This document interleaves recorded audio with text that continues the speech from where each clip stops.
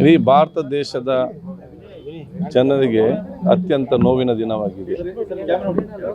ಬಹುಶಃ ಕಾಶ್ಮೀರದ ಪಹಲ್ಗಾಮ್ನಲ್ಲಿ ನಡೆದಂಥ ಉಗ್ರಗಾಮಿಗಳ ಮತ್ತು ಭಯೋತ್ಪಾದಕರ ಆ ಒಂದು ಅಟ್ಟಹಾಸ ಮತ್ತು ದುಷ್ಕೃತ್ಯದಲ್ಲಿ ನಮ್ಮ ದೇಶದ ಹಲವಾರು ಜನರು ಇವತ್ತು ಹತ್ಯೆಗೆಟ್ಟು ನಮ್ಮನ್ನು ಹತ್ಯೆಗೊಟ್ಟು ನಮ್ಮನ್ನು ಅಗಲಿದ್ದಾರೆ. ಅದರಲ್ಲಿ ಕೂಡ ನಮ್ಮ ಕರ್ನಾಟಕದವರು 3 ಜನ ಇದ್ದಾರೆ. ಇದರಲ್ಲಿ ನಮ್ಮ ಶಿವಮೊಗ್ಗ ಜಿಲ್ಲೆಯ ಮಂಜುನಾಥ್ ಅದರ ಕುಟುಂಬಸ್ಥರು ಬಹುಶಃ ಆ ಒಂದು ಪ್ರವಾಸ ಹೋದ ಸಂದರ್ಭದಲ್ಲಿ ಮಂಜುನಾಥನು ಕೂಡ ಗುಂಡಿಕ್ಕಿ ಕೊಲ್ಲಲ್ಪಟ್ಟಿದ್ದು.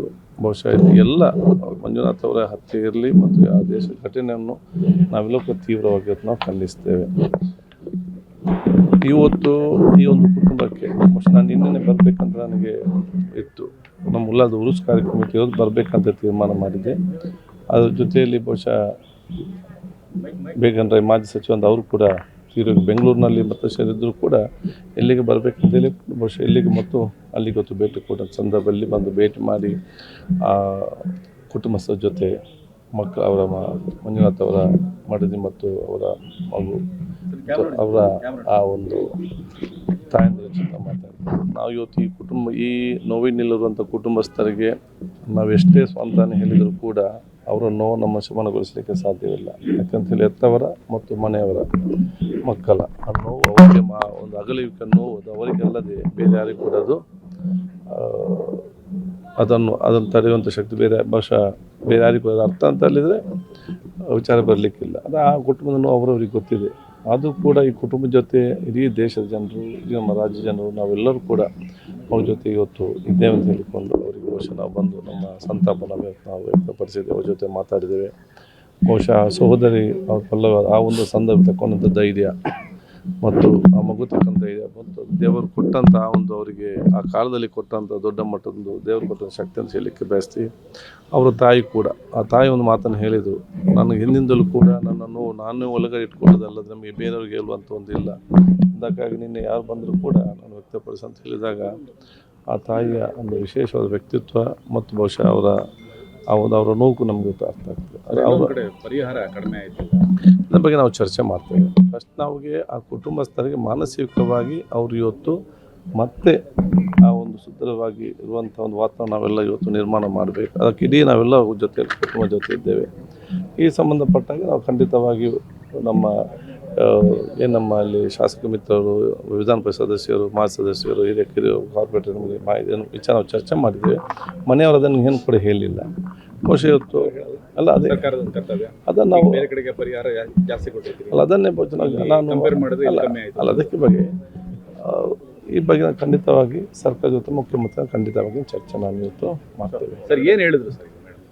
ಇಲ್ಲ ಅದೇ ಅಲ್ಲಿಗೆ ನಡೆದಂಥ ಘಟನೆ ಬಗ್ಗೆ ಒಂದು ಮತ್ತು ಅವರ ತಾಯಿ ಕೂಡ ಇಲ್ಲಂಥ ವಿಚಾರ ಕೂಡ ಮತ್ತು ಆ ಒಂದು ಸಂದರ್ಭದ ವಿಚಾರ ನಾವು ಹೇಳಿದ್ದಾರೆ. ಅವರ ನೋವನ್ನು ವ್ಯಕ್ತಪಡಿಸಿದ್ದಾರೆ. ಮತ್ತು ಇಂಥ ಒಂದು ಘಟನೆ ಯಾರಿಗೂ ಕೂಡ ಆಗಬಾರ್ದೆಂಬ ಪ್ರಾರ್ಥನೆ ಕೂಡ ಇವತ್ತು ಮಾಡಿದ್ದಾರೆ. ಸರ್ಕಾರಕ್ಕೆ ಏನಾದರೂ ಮನವಿ ಸಲ್ಲಿಸಿದ್ದಾರೆ ಯಾವ್ದಾದ್ರು ವಿಚಾರ ಇಲ್ಲ ಅದ್ರ ಬಗ್ಗೆ ಆ ವಿಚಾರ ಯಾವುದು ಕೂಡ ಇರ್ತಿಲ್ಲ. ಅದು ನಾವು ಈ ಕುಟುಂಬಸ್ಥರ ಪರವಾಗಿ ನಾವೆಲ್ಲರೂ ಕೂಡ ಇದ್ದೇವೆ, ನಾವಿದ್ದೇವೆ, ನಮ್ಮೆಲ್ಲ ಜನಪ್ರತಿನಿಧಿ ನಾವೆಲ್ಲರೂ ಕೂಡ ಇದ್ದೇವೆ. ಇದರ ಬಗ್ಗೆ ನಾವು ಸರ್ಕಾರ ಮಾತಾಡ್ತೇವೆ. ಕೇಂದ್ರ ಸರ್ಕಾರ ಒಂದಿಷ್ಟು ಕಠಿಣ ನಿರ್ಧಾರಕ್ಕೆ ಮುಂದಾಗಿದೆ. ಕೇಂದ್ರ ಸರ್ಕಾರ ನೋಡಿ ಇಡೀ ದೇಶ ಜನರು ಇವತ್ತು ಕೇಂದ್ರ ಸರ್ಕಾರ ಜೊತೆಯಲ್ಲಿದೆ. ಇದು ನಮ್ಮ ದೇಶದ ಪ್ರಶ್ನೆ. ದೇಶದ ಒಗ್ಗಟ್ಟು ಏಕತೆ ಈಗ ಅತಿ ಮುಖ್ಯ. ಈ ದೇಶವನ್ನು ದುರ್ಬಲಗೊಳಿಸಬೇಕಾದರೆ ಭಯೋತ್ಪಾದಕರಲ್ಲಿ ಬೇರೆ ರಾಷ್ಟ್ರದಲ್ಲಿ ಈ ಸಮಾಜ ವಿಭಾಗ ಮಾಡಲಿಕ್ಕೆ ಎಲ್ಲ ರೀತಿ ಪ್ರಯತ್ನ ಮಾಡ್ತಾರೆ. ಈಗ ನಮ್ಮೆಲ್ಲ ದೇಶದ ಇಡೀ ಸರ್ವ ಜನರು ನಾವೆಲ್ಲರೂ ಒಗ್ಗಟ್ಟಾಗಿ ಇವತ್ತು ನಿಂತು ರಾಜ್ಯಗಳನ್ನ ಬದಿಗಿಟ್ಟು ಇವತ್ತು ದೇಶ ಏಕತೆಯಿಂದ ಇದ್ದು ಕೇಂದ್ರ ಸರ್ಕಾರಕ್ಕೆ ಮತ್ತು ಸರ್ವ ಆರ್ಮಿಗೆ ಎಲ್ಲರಿಗೂ ಕೂಡ ಸಂಪೂರ್ಣವಾದ ನೈತಿಕವಾದ ಬೆಂಬಲ ಕೊಟ್ಟು ಯಾರು ಈ ಕೃತ್ಯ ಮಾಡಿದ್ದಾರೆ ಅವರನ್ನು ಪತ್ತೆ ಹಚ್ಚಬೇಕು ತಕ್ಷಣ ಮತ್ತು ಕಠಿಣವಾದ ಕ್ರಮವನ್ನು ತಗೊಂಡು ಇವರಿಗೆ ನ್ಯಾಯ ಕೊಡಬೇಕು. ಅವರಿಗೆ ಮಾತ್ರ ಯಾರು ಕೃತ್ಯ ಮಾಡಿದ್ದಾರೆ ಅವರಿಗೆ ಮಾತ್ರ ಕಠಿಣ ಕ್ರಮ ಅಲ್ಲ, ಇವರಿಗೆ ಯಾರೆಲ್ಲ ಬೆಂಬಲಿಸಿದ್ದಾರೆ ಅವ್ರನ್ನ ಸಂಪೂರ್ಣವಾಗಿ ಮಟ್ಟ ಹಾಕುವಂಥ ಕೆಲಸ ಆಗಲೇಬೇಕಂತೇಳಿ ಇಡೀ ದೇಶದ ಒಕ್ಕೂರನ ಮನವಿ ಇದೆ. ನಾವೆಲ್ಲ ಒಗ್ಗಟ್ಟಿನಿಂದ ಇದೆ ಮತ್ತು ಒಗ್ಗಟ್ಟಿನ ಇರಬೇಕಾಗಿ ಹೇಳಲಿಕ್ಕೆ ಬಯಸ್ತೇನೆ. ಎಲ್ಲ ಒಂದು ಕಡೆ ಜಮ್ಮು ಕಾಶ್ಮೀರ ಸರ್ಕಾರದ ಫೇಲ್ಯೂರ್ ಅಂತ ಭದ್ರತೆ ನೋಡಿ ಈಗ ಇದರ ಬಗ್ಗೆ ಚರ್ಚೆ ಮಾಡುವಂಥ ನಾವು ಇಲ್ಲಿದ್ದೇವೆ. ಏನಿದ್ರು ಕೂಡ ಫಸ್ಟ್ ಯಾರು ಹಠಾವಸರ ಮಾಡಿದ್ದಾರೆ ಅವರನ್ನು ಪತ್ತೆ ಹಚ್ಚಬೇಕು, ಕ್ರಮ ಕೈಗೊಳ್ಳಬೇಕು. ಯಾರು ಬೆಂಬಲ ಕೊಟ್ಟಿದ್ದಾರೆ ಅವ್ರದ್ದು ಅವರ ಬಗ್ಗೆಯೂ ಕೂಡ ಇವತ್ತು ಕ್ರಮ ಇವತ್ತು ಆಗಬೇಕು. ಮುಂದಿನ ವಿಚಾರಗಳನ್ನು ಅಲ್ಲಿಯ ರಾಜ್ಯ ಸರ್ಕಾರ, ಕೇಂದ್ರ ಸರ್ಕಾರ ಎಲ್ಲ ಕೂತ್ಕೊಂಡು ಚರ್ಚೆ ಮಾಡಿ ಅದಕ್ಕೆ ಏನೇನಾಗಿದೆ ಅಂತ ಹೇಳಿಕೊಂಡು ಮುಂದೆ ನೋಡ್ಕೊಳ್ತೀವಿ. ಹೊರಗಡೆ ಕುಟುಂಬಸ್ಥರು ಮಾತಾಡ್ಬೇಕಾದ್ರೆ ನಮ್ಗೆ ಅದು ಪರಿಸ್ಥಿತಿ ಇನ್ನೊಬ್ರಿಗೆ ಬರಬಾರ್ದು, ಅವೇರ್ನೆಸ್ ಕ್ರಿಯೇಟ್ ಮಾಡಿ ಅಂತ ಹೇಳಿ ಬೇಡಿಕೆಗಳು ಇಲ್ಲ, ಬಹುಶಃ ಇವತ್ತು ಅಲ್ಲಿಯ ವಾಸ್ತವ ವಿಚಾರವನ್ನು ನೋಡಿಕೊಂಡು ಇವತ್ತು ಅಲ್ಲಿ ವಿಚಾರ ಹೇಳಿರುತ್ತೆ. ಖಂಡಿತವಾಗಿ ಅವರ ನೋವು ಇನ್ನೊರಿಗೆ ಯಾರು ಬರಬಾರ್ದು ಅಂತೇಳಿ ಅವರ ಪ್ರಾರ್ಥನೆ ಇವತ್ತು ಮಾಡೋದಿದ್ದರೆ ಆ ನೋವಿನ ವಿಚಾರ ನಮಗೆಲ್ಲ ಅರ್ಥ ಆಗಬೇಕು, ಎಷ್ಟು ನೋವಿದೆ ಅಂತ ಹೇಳಿಕೊಂಡು. ಅದನ್ನು ಸ್ಥಳೀಯ ಪ್ರವಾಸಿಗರು ಕೂಡ ತಮ್ಮ ಜೀವನ ಹಾಕಿ ತೋರಿದು ರಕ್ಷಣೆ ಕೂಡ ಮಾಡಿದ್ದಾರೆ ಅಂತ ಪ್ರವಾಸಿಗರು ಸ್ಥಳೀಯರು.